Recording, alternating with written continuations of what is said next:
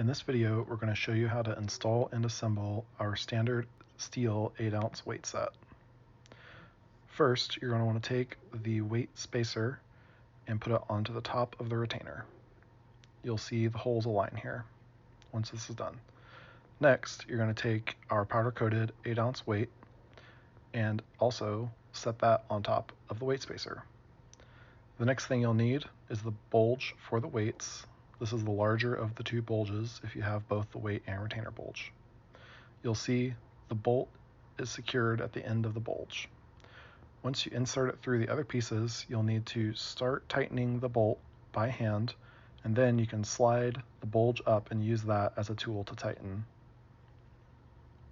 Make sure everything is lined properly, and now you can see your 8-ounce weight set installed.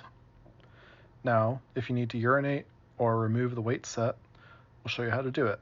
You're going to want to grip the weight spacer at the bottom and grip the weight bulge at the top. Begin unscrewing, and it will all come out of the retainer without twisting your shaft skin. Now you can pee, and you're all done.